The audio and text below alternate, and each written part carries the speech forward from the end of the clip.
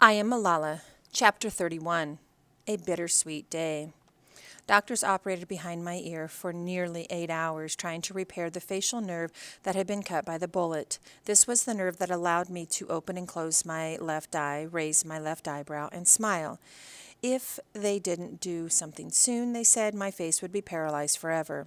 It was a complicated operation. First, they cleared my ear canal of scar tissue and bone fragments.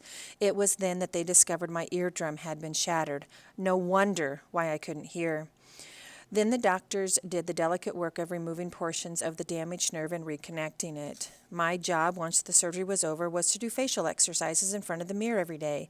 Who knew that such tiny movements could be such hard work? It was 4 months before I could smile and wink. My parents waited for that moment when I could wink and smile. It was my face, of course, but I thought they would be the happiest to have it back.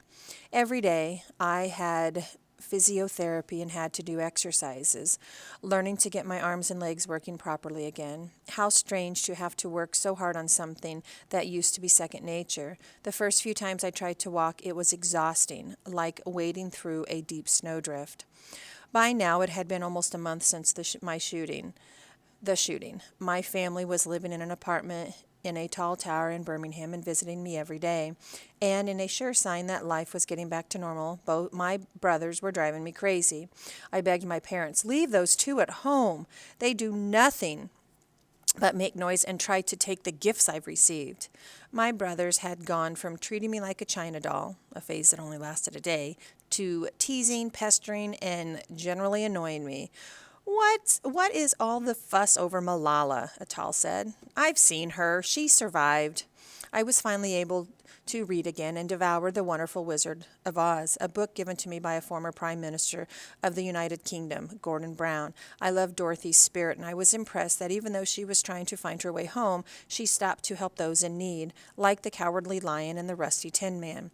To me, the moral of the story is that there will always be hurdles in life, but if you want to achieve a goal, you must continue. My language and memory started to come back, too. I was shocked when I looked at the pink notebook Dr. Fiona had given me and saw questions I had written when I first arrived.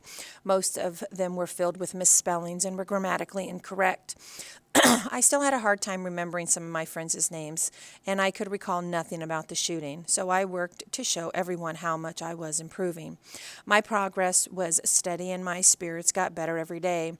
Finally, in December, after nearly 2 months inside hospitals, I was permitted my first trip outside. I was homesick for the lush green hillsides of my valley, so Yama, who worked at the hospital, had arranged a trip to the Birmingham Botanical Gardens. My mother and I went with two nurses. My father didn't go because he had become so recognizable on TV that he was afraid he would attract cameras. On the way, I sat in the back seat of the car, turning my head from side to side to take in everything in this country that was brand new to me. I didn't know what the weather would be like outside. I had hoped there would be sunshine, but instead I was met with harsh wind and crisp, cold air. There weren't enough jackets and scarves to keep me warm. But the plants, they were gorgeous and strange and familiar. "This one is in my valley, too," I told one of the nurses. "This one, too." I was so overjoyed at being outside, it took me a minute to realize that for everyone else at the garden, it was just a normal day out. My mother was so excited, and she called my father for the first time and said, "I am happy." 2 days later, I had my first visitor from outside the family, Asif Ali Zardari, the president of Pakistan and the widower of Benazir Bhutto. The hospital was afraid of a media circus, but the visit was an essential one. Mr. Zardari had pledged that the government would cover all of my medical costs, so the whole thing was arranged to avoid the journalist. I was bundled up into a purple parka and snuck out of a building through the staff exit. We drove right past a flock of journalists and photographers, and they didn't even notice. It was like something out of a spy novel. We were driven to some kind of office, and while we waited, Atal, Kushal, and I played a computer game called Elf Bowling. This was my first time playing it, and I still beat both of them. More proof that the old Malala was back. When the president came in, he was with his daughter, Asifa. They gave me a bouquet of flowers, and then Asifa presented me with a traditional Kashmiri shawl, and Mr. Zardari laid a hand on my head, a gesture of respect in my country.